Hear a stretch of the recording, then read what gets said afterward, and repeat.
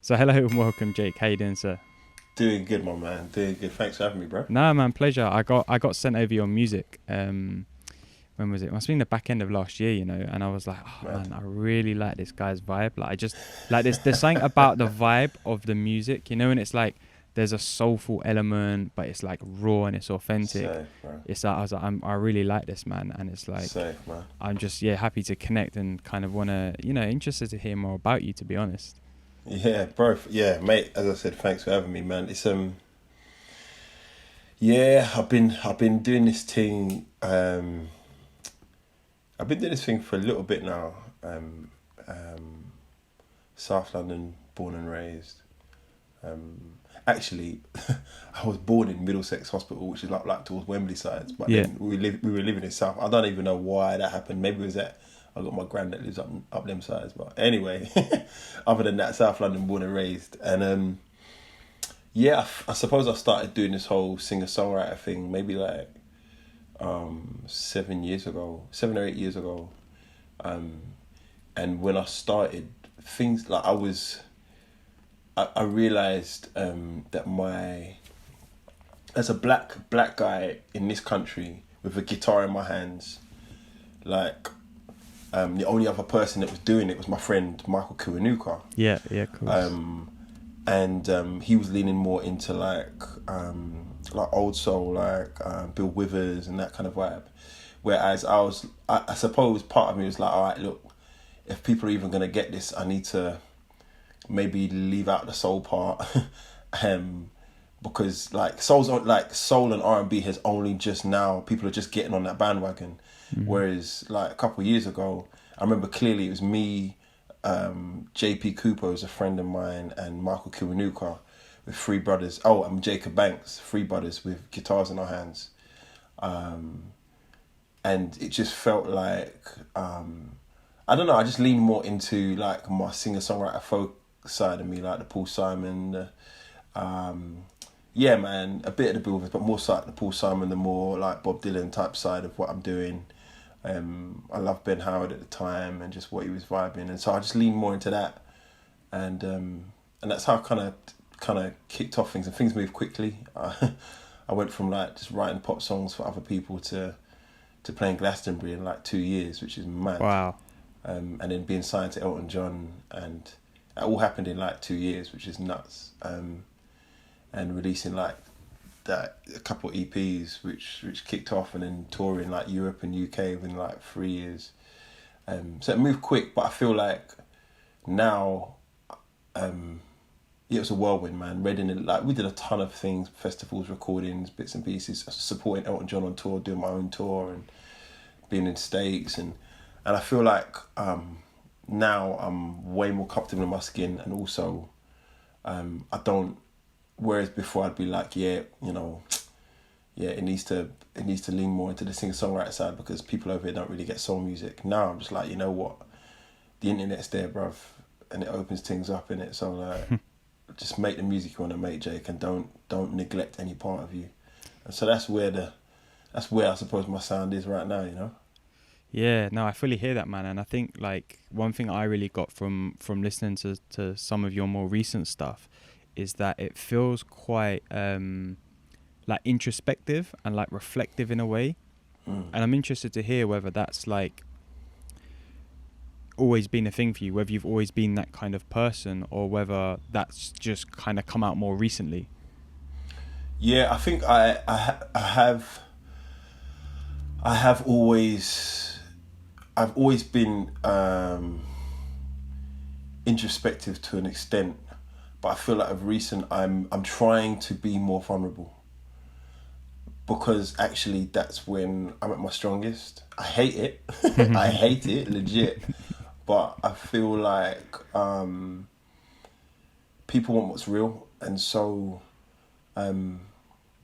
yeah, I'm willing to do that no matter if people like it or not. And I think that's come with just time. That's come with being comfortable in my own skin. That's where I'm at, man. I think I'm now, I've got nothing to lose, bruv. Do you Mm. know what I mean? I'm not saying I've conquered the world and that, but I've had some crazy, I've done arena tours and done madnesses, bro. Like, so now I'm just like, actually, Jake, do what's real to you. Like, you've got people. I've got a fan base like here, abroad, and whatever else, and that's a privilege. And I just feel like, man, and they're up for it. Like, the fan base I have, I'm so grateful because they've just followed me on the journey, and now I'm here on this album, just with making the music I'm making with the people I'm making it with. They're up for it, and that's a blessing, man. So I'm just trying to dig deeper. Yeah, no, I rate that, man. I think like it's interesting, isn't it? Like, you've mentioned like vulnerability there and like getting comfortable in your own skin, and it's interesting how when you start to go on that journey, like how much kind of like unfolds and uncovers like within your own life, and how there's these things, you know, like you're saying, being vulnerable is horrible, like you don't like it, but that's where you're at your strongest, right? And it's like when you kind of go on that journey, it really opens up your eyes to like all of these different elements of your life that you haven't maybe seen them quite that way before, or felt them quite that way before. So like what kind of got you into like trying to be more vulnerable through your music in particular? Do you know what?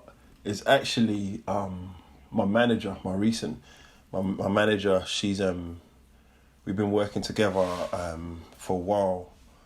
So basically, my manager is actually a friend of mine. We've kind of been hanging out for a while, and like, you know what I mean. It's like we didn't hang out lots, but when we did, it was just like, yo, what are you saying? We'd catch up proper. We said we've known each other for a couple of years.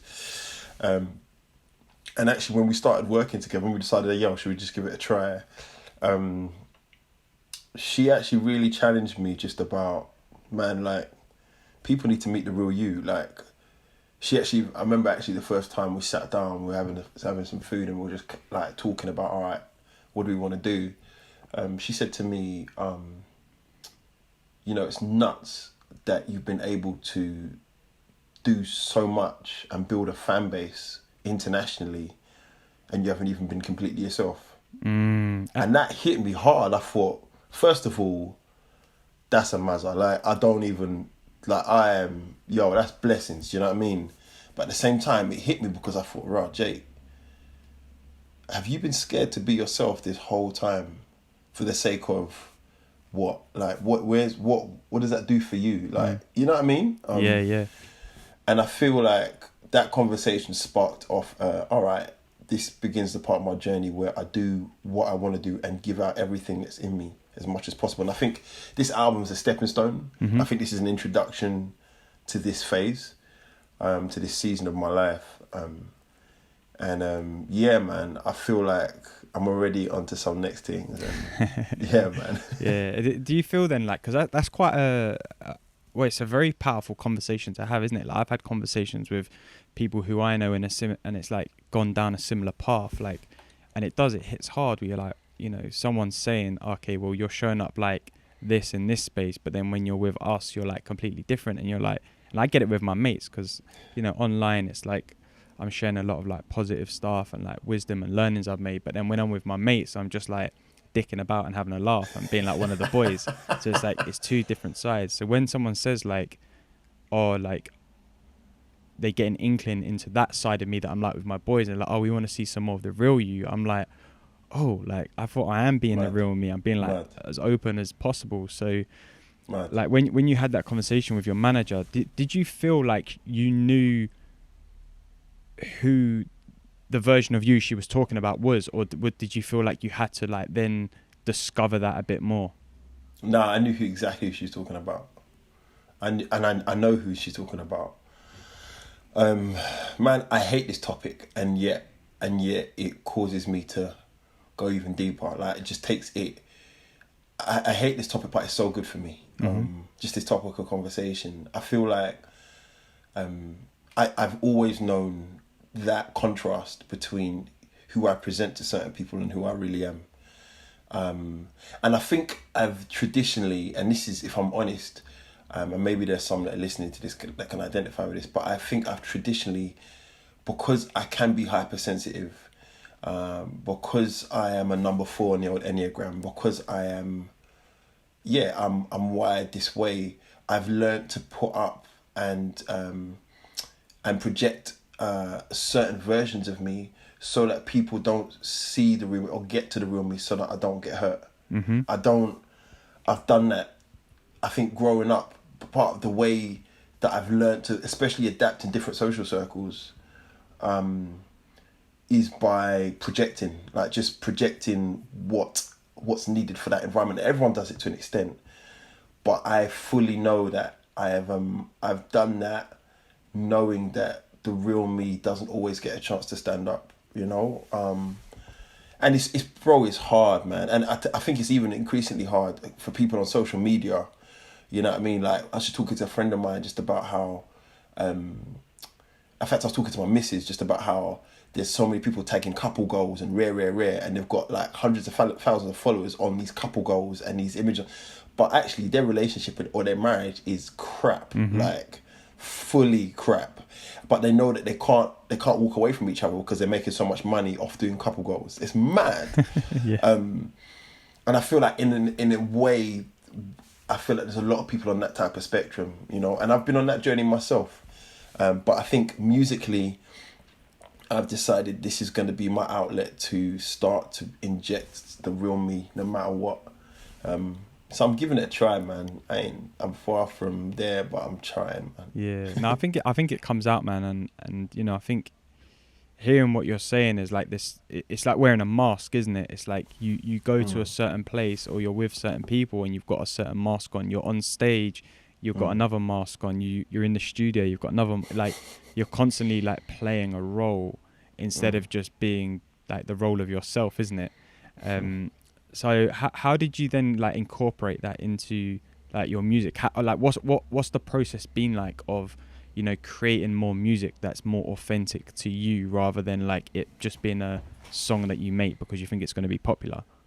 Yeah, I think I'm doing a lot more sitting with songs on my own rather than like producing songs and making songs at the same time, or even like so I regularly get like mates or people that I know or people via my publishers or whatever saying, hey, we'd love to write for you or write with you. And I'm like, yeah, cool. I'm totally up for that, because when you work, collaboration brings about innovation. When you work with someone new, you get something that you couldn't get on your own. But at the same time, before I go there, I always protect and prioritize what's in me first. So I go, cool, I'm making a record. Let me get out everything that's in me on my own with a guitar or a piano on my J's. And then I'll do the sessions with other people and see what else comes out or what else we find. So I think prioritizing what you bring to the table is crucial. There's no point in trying to take another man's food that he's prepared or trying to jump in on another man's cooking, do you know what I mean, cooking session in the kitchen when, bruv, you've got your own packed lunch. Like, eat what's yours first, bring that to the table, share that around, and then go and say, yo, listen, let's cook something together. Do you know what I mean? Yeah. Just valuing what you bring to the table is super crucial. Totally. That's how I kind of lean into that and develop that, you know. Yeah. How does that then play out in your life, like in your relationships, in your personal life with, you know, family, friends, etc.? Yeah, that's a great question. I think that especially in this time of lockdown and pandemic and blah blah blah, I've really learnt to, and also with age, I've really learnt to. I'm an ambivert, so I'm an extrovert, but I need introvert times in order to sustain being an extrovert. And so I have learnt that when I get out and when I pull away from my family, I love my children, I love my missus. I love my wife, I love my children. When I pull away from them, I just need time. I need to prioritize time for me to go for a walk or go for a run on my own so that I can present the best, I can be the best dad or the best husband that I can be. That's how, so I value what's myself. I make space to ensure that I'm the best version of me for others. So it's almost like I'm being selfish in order to be selfless. And I feel like that is something which I wish I knew earlier. I used to feel bad, like, oh yeah, don't, you know, you got to be around the children 24/7. Yeah, I'm that kind of guy. I love being around my family, and I love being present for my children. My dad was a traveling man, so he would go away for weeks at a time at times. And so I'm wired that way to always be to be present because of my experience. My dad's a great man, but in the midst of it, I've realised, and it's been a struggle, but I've realised that I need my own space in order to not be a grumpy git. Yeah, to put it nicely, right? Yeah, man. No, I think, mate, I resonate with that so much, man, because like I was literally having this conversation yesterday. I jumped on a Clubhouse with like one of my mates, and there was like a couple of other like people he knew in there. And the topic was about like self-care and self-love, and this exact topic that what we're talking about here came up on, like, how do you still prioritize yourself whilst you're in a relationship or you're married or you have kids? Because like you said, you want to give like your best to those people, right? You want to be there for them at all times as much as possible, but at the same time you have to learn to take care of yourself. And I think if you lose sight, and I've definitely felt this personally, like when you lose sight of prioritizing yourself, you lose sight of yourself as well, because you then fall into that performance mode of like, well, I need to be the good dad, or I need to be this type of boyfriend or husband and son and friend and all of this, rather than being like, yo, I need to just take some time, chill for myself. I need these things are the things that are good for me, and the more that I can do these and prioritize these in my life, the better I can be for you guys. 100. And I'm interested to hear like what some of those things are for you, because I think like we all have these different things that we like to do. So what are some of the things that you do that you would count as like self-care to recharge yourself? Yeah, I think as I said, running, walking, that's the quick fixer for me. So just going for like a good old 20 minute run, couple K, whatever. That's a real quick way, especially when everything's full on. Every now and then when things were open, what I would do is maybe like once or twice a month, because I'm the only one working from home. Obviously my missus working out and my children at childcare, so I would have the house to myself. So, but what I would do is I would take an afternoon. I'll do some admin in the morning, and maybe from like 12 o'clock, I'll go and have lunch on my J's. I'll sit in Nando's and just go in and have a lunch of my own. And then after that, go and watch a movie and get a full-on popcorn to myself, rare, and sit down and bang a movie. And I walk out, jump on a bus. I don't even drive. I jump on a bus home, and then I'll go and pick up the kids and do daddy duties or whatever and do family time. But that afternoon would have just been just be in your own world. Ain't nobody asking you about what happened in the movie. Nah, blood, I ain't got time for that. Just enjoy it, like in your Nando's, just pick up your own sauces. You ain't got to share nothing off your plate, bruv. Just relax. Yeah. And just, you know what I mean? I just feel like those two things, just running or walking, and just actually almost like just like a date day, bruv. Like you know what I mean? Yeah. Those two things I found to be very immediate. And then the other thing is maybe like if I've been working late, this is definitely the last thing that I would do is if I get in and the whole house is sleeping, I'd get in, and it's still early, I'd probably get in and just watch a Netflix on my own, like watch How to Get Away with Murder or something. Or just sit down and watch the news and have a beer and then go to bed. Like between those three things, that's my vibe, man. You know, just something to take my mind off what is present. You know? Yeah. I think it's like it's pure me time, isn't it? Really, it's like 100%. It's like using the space that you've got to do things where you can just have no like external influence, like be it another person, be it obviously you're saying like movies and stuff like that, but like it's just a way where you're just engaged in that one thing. You're engaged in your Nando's, you're engaged in the movie, you're engaged in Netflix. You're not trying to like check your phone and who said what and what have I got to do and I got to get back to this person, I got to send this person that thing, like all at the same time. It's just like one thing at a time, and just almost like it's like collecting yourself together, isn't it? And that's what I find. It's like, and you know, for people that can look different, man, that can be having a bath in the evening, that can be you know, doing some yoga or like meditating or reading. There's so many different things, and I think it's about individually recognizing what those things are, like in terms of what serves you, so that you can then recharge, but also like what are the things you can do where you don't feel like you're not necessarily trying to get anything out of it. Do you know what I mean? It's like when you're watching a totally movie, agree. you're not like, oh, like this has to be the best movie I've ever seen. You're just No, watching the movie. Do you know what I yeah, mean? yeah. I think just being present in something else other than the norm. You know, I do find though. Besides, like when if it's like Netflix in the evening, I switch off to social media and emails. Like, so I might even put my out of office on if I'm doing like one of those afternoons where I'm just Nando's in the cinema, and I don't feel no way for that. And I'll tell my manager and my team, I say, yo, listen, you're not getting me this afternoon. It's what it is. I've responded to all your emails.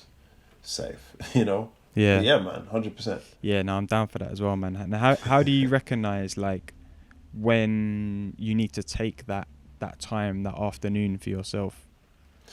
Yeah, I think well, the obvious times are when I'm being a moody git, and when my missus says so, my children are just like, Dad, go away, man. Want to chill with my like? I'm like, oh, okay, my bad. Sometimes my missus even says to me, "Hey, listen, you need to go out. You need to go out for a walk." Yeah. And it's cool, you know.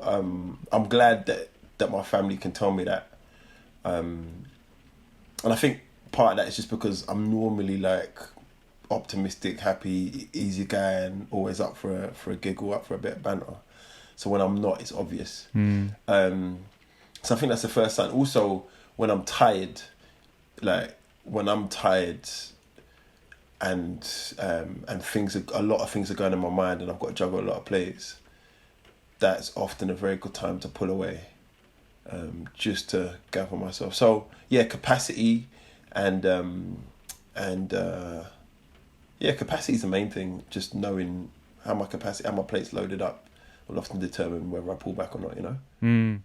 Yeah. It's the game of balance, isn't it? It's like, and it's sometimes it's a bit of a cop out word to use, isn't it? It's like, but it is. It's like, you know, right, when your cup is overly full, Yeah, you need to empty it first before you can then, like, you know, refill it. You can't 100%. refill a cup that's still full. So it's like, yeah, it's recognizing that, okay, now is the time for me.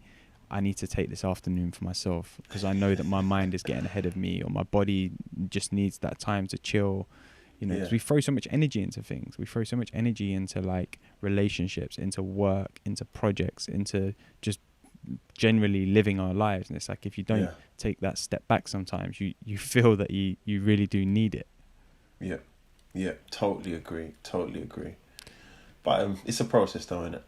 Yeah, of course. And I think you know, if anyone who is listening, it's like, understanding it as a process, it is a really big stage as well. You're not just going to, a really big step, sorry. You're not just going to wake up and be like, hey, I'm going to, like, you know, understand that I need to take more time for myself. Like, you have to go through the process of like recognizing it first, and then, okay, cool, now that I've recognized these are the times where I need to do it, then try and action something. And you know what I mean? It takes time, but it's a fulfilling journey, man. Absolutely, man. Yeah, man. And on that, I'm interested, like, to hear for you how 2020 was, because what I'm assuming, right, is that, you can correct me if I'm wrong here, but you wrote most of this album last year, or in the you know, past 12 months or so, maybe even before. So what's that like? Because, you know, we've gone into lockdown. The music industry, especially like live performance, right, has come to a standstill. You're writing music for a project which you know is going to come out at some point, you know, whether you always had this year in mind, I don't know. But like, how has it affected your writing? Because, you know, you're not writing a song and then you're able to like play it straight away in front of people on a live stage, in a small arena, or on a big stage. And it's like you're having to go off of something else. So like, what's that been like for you in the past 12 months? Yeah, do you know what? It's actually been quite satisfying. Don't get me wrong, I miss gigging. I miss, like, we've had to postpone the tour, obviously. So we got like a 15-day UK and Europe tour in November 2021. As it stands, it goes. But I think, like, when I was writing the record, I was just, I was like, listen, I need to enjoy this music I'm making. I need to enjoy it, even if I don't end up gigging it. So that kind of drove me just to be even more focused on what I was creating. it's almost like I want to create something for people to enjoy and then anticipate the moment when we can actually get in a room together and we can share the music, you know. So yeah, man, I miss gigging. I mean, the closest thing I've been able to come to is just filming bits of stuff for like online streaming stuff and whatever else. And but yeah, I miss it, but I don't think it affected my creativity in making the record. Rather, it helped me to focus on making something which I could enjoy, that my listeners could enjoy, and like people who listen to it can enjoy, and anticipate when we can meet together in the room. If I'm honest. Yeah. It will be interesting, I think, to see. Like, I feel like 2020 is gonna, as a whole, it's gonna produce a lot of reflective music, because so many people have been, literally locked inside their houses, right? Like, so everything's a lot more. I feel like a lot of people are becoming a lot more, introspective, a lot more reflective, and I feel like a lot of the music that we're gonna hear in the next few months is really gonna, be a mirror to that in a way. It's really going to show like a different side to people. Well, at least I hope it will, because I think it will bring a different vibe to stuff, Yeah, mate, you and me both. But I know a lot of people have been beavering away, making fresh stuff to come back with, and it's exciting, man. I think for those who were able to get through this lockdown and this pandemic, or the main part of it, I feel like if you made it through and you were resilient enough to keep going and to keep creating, you're only going to come out stronger. And I'd say that not just for creatives, I'd say that to anyone listening, anyone you might be a single parent, you might be in a relationship that's been rubbish or rocky and whatever else. If you made it this far in these circumstances, do believe you've got what it takes to keep going. You know what I mean? I just think that's something to hold on to. I think at times like this, it's very easy to focus on what we don't have. It's very easy to focus on the negative. It's very easy to focus on our lack, rather than grab a hold of the little that we have. And I think it's that kind of paradigm difference that would cause someone in a third world country, like, I don't know, wherever, like, a third world country somewhere, to be like, yo, I don't have a lot of money, but I'm living my best life and my family are great and we've got a roof over our heads. I think in the West there's such a temptation because of comparison, and because of online comparison, because of peer comparison, celebrity comparison. We have people who don't have a lot in the bank and they're comparing themselves to celebrities, saying, listen, that's where I want to be. It's like, yeah, cool, but do you value what you have? Because you can only go as far as what you have. You can only go as far until you realize you need to start valuing what you have, and then you find a sense of peace, And I just feel like this is the time for us as creatives, us as singers, songwriters, whatever, non-creatives or whatever, just to grab a hold of what's actually in our hands, in order to motivate us to move forward and grow something, Yeah. Does that make sense? Yeah. What I'm getting is like, there's a certain level of, like, the way I've seen it, right, this year or last year, the last 12 months, however you want to look at it, is that there's been a massive pause button that it's just been like someone smashed it and it's just like paused like everything, right? And through that process, it's like what I'm hearing you're saying is like being able to look around at your life and be grateful for the things you have, rather than like living life from a place of lack or like wanting more. It like just helps you appreciate the things you already have, right? And totally. One of the things that I think is super interesting in that is like, when you, even for you with your music, right, you want to grow your audience, you want your career to go on an upward trajectory, but it's like, perhaps during this time, one of the things to take away is like, you've been able to connect more with the audience you've got already. Totally, do you know what I mean? Totally. In fact, I can't even remember, it was a quote that I read that actually really impacted me about this topic, which was, there's two ways to get more. One is to pursue it relentlessly, or the other is to be satisfied with what you have. Yeah. I think that was it. There's two ways of getting more. Like, you know what I mean? You can chase something, or you can get more by actually being content with what you have. And I just thought, I knew it, but I've never seen it that way. Do you know what I mean? I hope I said that right. But anyway. Mate, don't worry. I'm always butchering quotes on here, so don't worry about it. But yeah, like I think it's so like fascinating because you know you go, well, what is contentment then? Like, is contentment just like being happy with what I got? Is that it? Does that mean that I don't want anything more? Like, we feel like we have to always want more and like be on that other side of that quote of like relentlessly chasing more or chasing success or you know, whatever it is, right? But actually the truth is that we already have everything we need, like really. I think there's two ways of looking at it. There's two sides to this coin. One is because there's no harm in aspiring, but you can either chase after something you don't have or you can grow what you do have.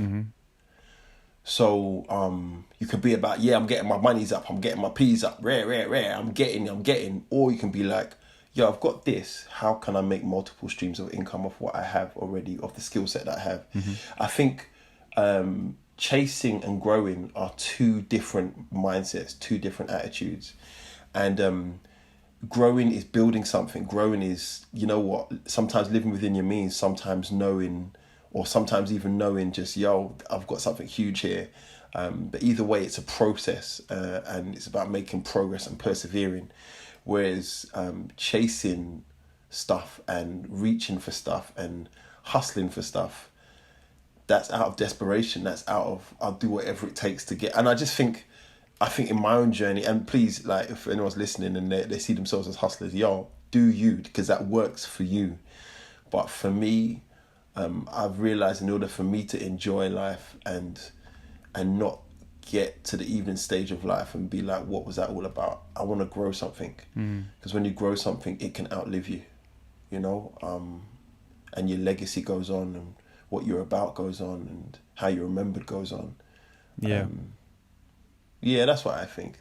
But what do I know? A lot, man. A lot by the sounds of it. Like, and I think you're right. And I think, you know, like what you're saying, there's no judgment on people who do have that kind of like Gary V hustle mentality. There's nothing wrong with that, as much as there's nothing wrong with wanting to grow what you've already got, right? But it's I think fundamentally it comes down to like understanding why you're doing it. Like if you're in that hustle mindset because you love the thrill and you love the chase and you love to lose, then do it. But if you're doing it because you're trying to fill some sort of gap in your life, then maybe it's like you could be taking the wrong approach to that, you know? But again, there are certain things that can only be understood or achieved with time. And this is one of those things where sometimes it takes time to realize what our motives, our true motives are. And it takes time to then place value on what we should be prioritizing in order for us to find a greater sense of fulfillment. That's what I believe. Yeah, so how has like fatherhood changed that for you? Because you know, as you were talking then, you're saying like you want, you know, there's things that you want to grow. I'm literally thinking like, well, you've got like little people that you literally have to help grow, right? Like if you want to look at it really primarily, it's like you've got these little tiny people who are, you know, relatively new in the world and they don't know a lot of the stuff that's out there. So like your role as a father and your missus's role as a mother is to help them grow and mold into the human being that they can be, right? And that they are, like mold that a bit more. So how has that like fresh perspective kind of changed your approach, like not just for them, but like I guess more personally as well? And so you're basically, help me understand. So you're basically asking, how do I go about growing my children? I guess the question then is like, how has fatherhood and this idea of being responsible for the growth of someone else helped you tune more into like perspective of your own growth and everything else, like personally? That's a great question. I think I've realized I think I've always been aware of this, but I knew it's something else before children. So back in the day, a quote I used to hang on to was, the difference between boys and men are the decisions they make. Now I feel like that has evolved into a sense of every decision I make has to has to leave a legacy for my children. So that might be how I spend money, how I use my time. What am I investing into what these guys that grow up after, and do you know what I mean, who are going to be around longer than me. So it's about the power of decision. It's about, and again, those two quotes, they're anchored on investment and return. You invest well, then you're going to get good return. And that investment, you might not see the fruit of it even while you're alive, but invest well, and you will see the return, or your children will benefit from the return. And I just think, that is a basic principle by which some of the wisest people I know go by, some of the wealthiest people I know go by. The investment isn't necessarily just money or decisions. I think the biggest investment you can make on a day-to-day basis is with our time. I think that is beyond money, beyond anything. Where you invest your time is crucial. So I'm not even just talking about spending time with my children. I'm fortunate enough, I'm blessed enough to still be with their mother, and we're cool. And I think one of the best things I can do for my children is love their mum. Yeah. So I'm trying to invest time into that as well. My investment of time and how I see that investment has an impact on my children. And I think that's how having children has shaped, and being a father has shaped my decisions, my daily decisions. Man, we've only got one shot at this thing, innit?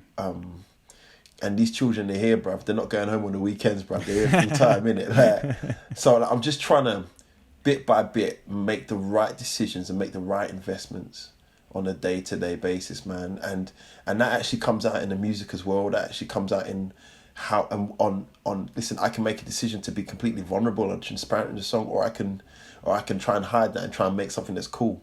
But actually, does that benefit anyone? Does that benefit me in terms of being fulfilling? Does that when my children hear it when they're older, or when they start, if they listen to my music, are they gonna listen to it and be like, yo, that's not the dad we knew. Like, who's this guy? Like, dad, what are you talking about, bruv? Do you know what I mean? I'm trying to make decisions and investments of my time and effort and creativity that have an impact and nurture and grow my children, whether directly or indirectly, you know? Yeah, I get that. I think the music analogy there is a really good one, because it's like, if you were doing drill, it's like they're gonna grow up like, well, that's not like what my dad was like. You know, it's like a completely different style. It's a completely different thing, you know. So like, does that then add like an extra layer of pressure then on you in terms of? Man. No? Yo, listen. Again, we touched upon it earlier. Like, growing stuff, bruv. Like, when you're growing stuff and you're doing it because your motive's like actually to nurture something and build legacy, you enjoy growing stuff, bruv. You know, you see them like some of them older man them that have allotments, and they're growing their little plants, and they come and they check it every weekend, and they're like, I've got some cucumber here. Oh, look at that! Oh, look at these courgettes. What? Like, you know them man there. Like, I'm trying to be like that, bruv. Man enjoys growing my things, bruv. Like, so it's not pressure at all, bruv. Rather, I get to see flourish and I get to see fruit. You know what I mean? I get to make decisions, and like, right, my 3-year-old, like, he listened. I had something was playing the other day, like one of the tunes was playing the other day, and my 3-year-old stopped and said, "Yo, Dad, this makes me feel sad." I was like, "Raw!" Like, he's young enough and sensitive enough to pick up what's going on, and I thought, yeah, man, like, you know what I mean? That's a part of growing, like, your creativity to impact and to invest into your legacy, and man, it's good times, bruv. It's not no pressure. It's a joy. In fact, it's a privilege, man, to grow some. Yeah, see, I love that, man. I think that's an amazing approach to look at it, because you know, for other people it could add pressure, right? But if you look at the enjoyment in it, again, it comes down to the two sides of the same coin. You can go, well, this is pressure and I'm not going to enjoy it, or actually, this is something that I'm really can enjoy and can really like invest myself into fully. Right. And it's like one of my favorite quotes is, the day you plant the seed is not the day you eat the fruit. And Come on. Do you know what I mean? And it's what you were saying about the courgettes and the tomatoes and the allotments. It's like, that's what it is. It's like they don't plant that expecting to eat it there. It takes months and lots of work and lots of, you know, care towards those seeds and nurturing. 100%. Yeah, man. 100%, so what's like one lesson then that you've taken from your parents that you want to pass on to your kids? Don't take yourself seriously. I think that's that's somewhere at the top of the list. And this life was never meant to be. This life was not meant. It's not about you. It's about other. There's a great word from African culture which is Ubuntu, which means I am because we are, and it basically is around. It basically is a word which kind of dances around the idea of it takes a village to raise a child. There is, I think, when one is about oneself, and we're in a culture where it's about, yo, I'm about me and mine, you know, listen, I'm getting mine and rare. Yeah. I get it. But really and truly, the fulfillment comes when you get to share some of that fruit, when you get to share them things, them good times with people. Some of the best times we have is not on our own, you know. The best times I have is not when I'm just on my own going Nando's. Actually, the best times I have, no matter how hard it is or tiring it is actually with my family, with my children. Mm-hmm. Like the best times I have is with my boys, or you know what I mean. And I think that those two things, not taking myself seriously, never take yourself seriously, and also making sure that your life isn't about you and your life is about others. I think that is. You're more likely to build something there, you know, and you're more likely to hold it lightly as well. Than not taking itself seriously, you hold it lightly. Okay, I'm gonna go. This feels good. I might get this wrong, but you don't beat yourself up because you don't take yourself seriously. You get up and you try again. Rare. And then the other side of that is, yo, this is for. So listen, when I, as I get more cool, I'm gonna try and reach out and help this brother up here. I'm gonna try and reach out and help this brother up here. Oh, I got hurt by that brother. Cool. You know what? I'm going to take that as a one-off. I'm not going to give up on trying to help others because someone helped me. I think that the sense of fulfillment and peace you have by those two things, and listen, don't get it twisted. I've been hurt. When I haven't taken myself seriously. I've had man them come along and look at me like, you're an idiot, bruv. Like, you're some, like, what, bruv, why are you on this joke thing? I'm not on a joke thing. I just don't want my ego to I don't want you to meet my ego before you meet me. Yeah. And then sometimes, because I've reached out and I've given people a hand, or I've given people some money here, or what, or my time here, and they've burnt me. Yeah, it hurts. Yeah, it's hard. But why should I change because of the way that they are, or the way that, do you know what I mean, that they're wired? I just think, yeah, man. Like, I just think it's super crucial to pursue peace as much as it to pursue prosperity. Like, yeah, you want to grow, yeah, you want to be something, but your peace is just as important. And I think those two factors protect your peace. Yeah, I love both of them, man. And I think on that peace prosperity idea, it's like, well, not all prosperity leads to peace, but right, all peace leads to prosperity. Come on. Even if it's just inner. Yeah, 100%. Yeah, 100%. And I think like it goes back onto the thing we were mentioning earlier, right? Of like being on that constant chase. It's like when you're constantly chasing the prosperity, it's like there's not going to be that much peace in that. There might be for some people, but it's like the peace actually brings the prosperity, and I think totally it's a really amazing way to look at it, man. Totally. And then so one more thing I'm interested in on this subject of parenthood is, you know, we've heard the lesson there that you want to pass on from your parents, but like, what's a lesson that you've learned in your life to date that has really shifted something for you, or really changed something for you, that you want to then pass on to your kids?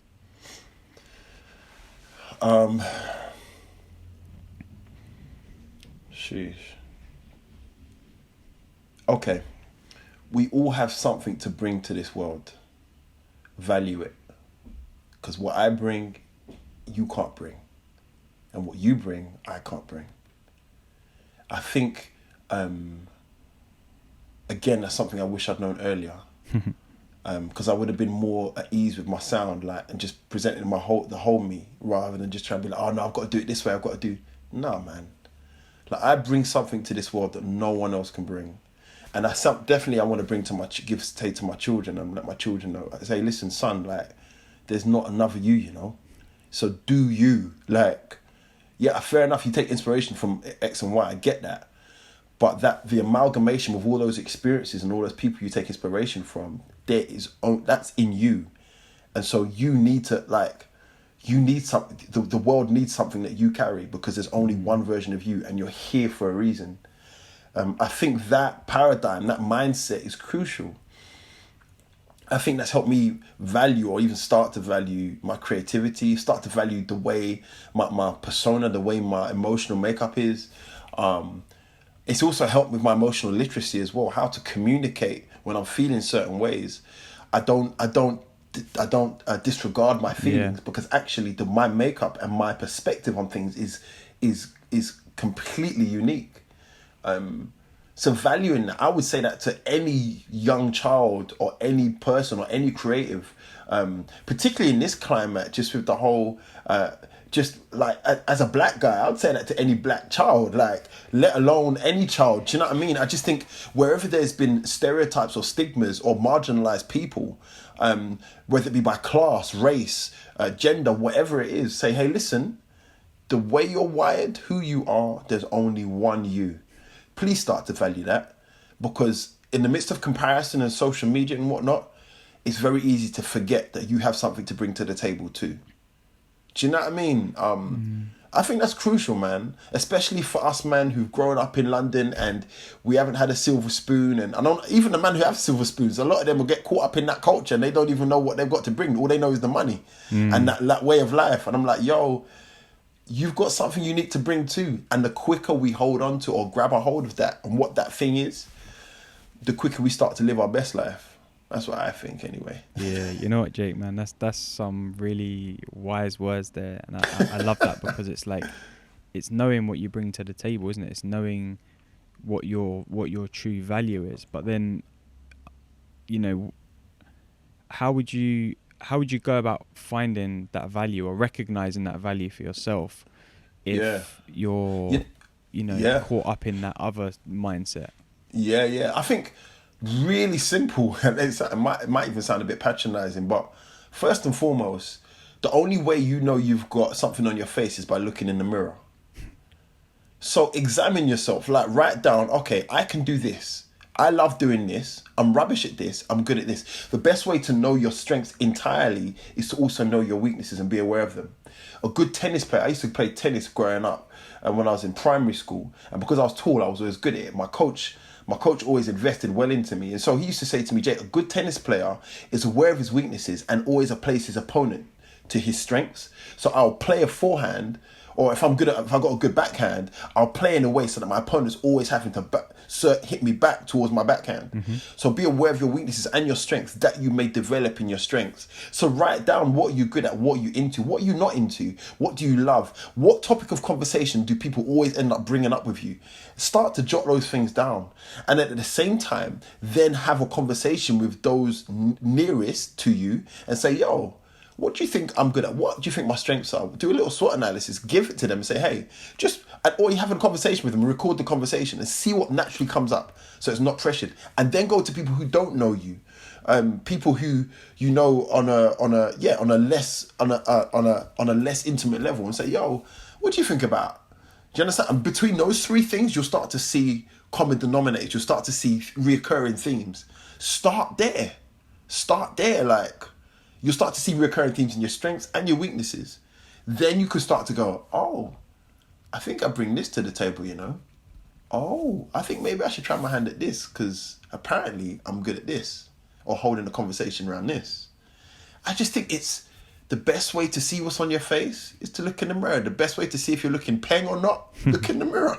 Like, you know what I mean? But the result and the outcome of it is hold on to what you have to bring to the table. Yeah. It comes down to self-awareness, doesn't it? It's like a whole self-awareness building exercise there, what you've just laid out. It's like, be really curious about those things. I think that's like one of the best words when it comes to self-awareness is be curious, because like there is no right or wrong answer. There just is the answer, you know? But the thing is, you don't get the right answers till you ask the right questions. Yeah, sure. You know? So the process is just as important as the result. Yeah. 100%. Yeah, for sure. And I think the learning is in the process and not the result, you know. And I think Totally. There you go. that's where it becomes really key. There Is you when go. you learn. It goes back to growing the plants. It's like the enjoyment is actually in the process, and the result is having a courgette that you can eat and then enjoy. But if you don't enjoy the process of it, you're never going to get the courgette. Right, right. One of the things a friend of mine said, he said, I remember once I was complaining because some of my mates, I'd been grinding for maybe like 4 years just in the whole music thing, and some of my mates, they literally just turned up, like did a couple of gigs, and all of a sudden the whole industry's buzzing around them, and then they're like at the Brits and rare. And I love them. They're my boys. They're good friends. Actually, it's Royal Blood. They're a band from Brighton, duo from Brighton. Yeah, that's it. So Benji Thatcher. I mean, we did studio sessions back in the day, like together. Like we were, you know.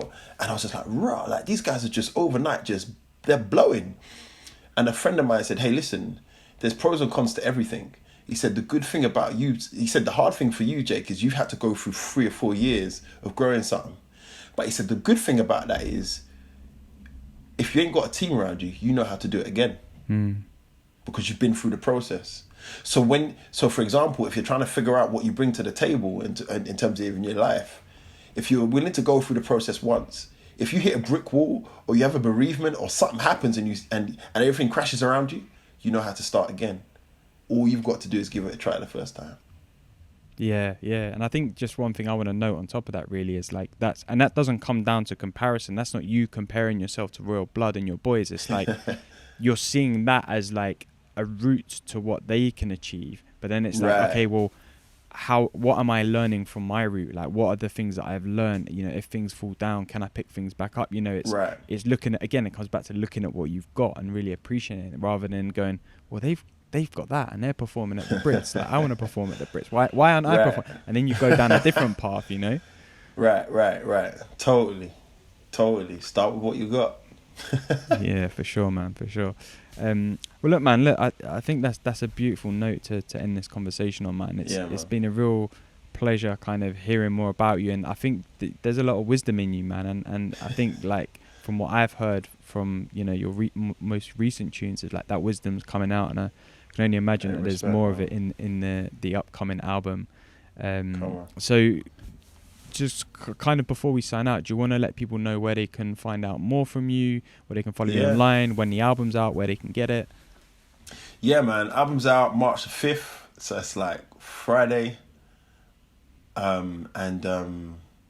Yeah, like it's 10 songs, different features: Tertia May, Mumu Fresh, Sam Henshaw, India Ari, Wildwood Kin, Yuna, and it's available on all the old DSPs, wherever you normally go for your music. It should be there, hopefully. And I'm doing a gig actually on the 19th, an online streamed gig on the 19th of March. Like if you're on my socials at IMJ Isaac, you can check out and grab tickets for that.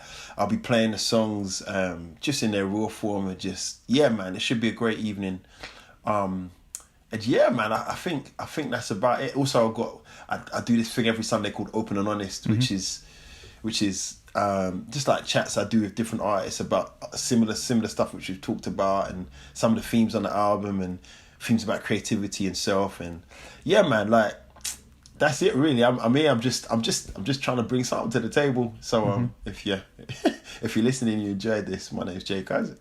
Awesome. Do you know what? I'm gonna, before we sign out, I'm gonna chuck in another question here, because obviously the name of the album is Honesty, right? So like, why that name? Because I got to start from somewhere, man. I think I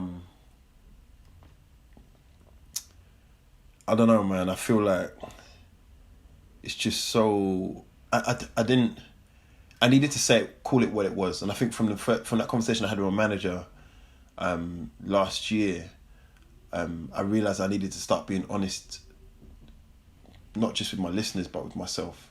And so all of the songs, I've just tried to be as honest as I can. And I know that there's levels to the thing, but I needed to start there, and so I called it Honesty.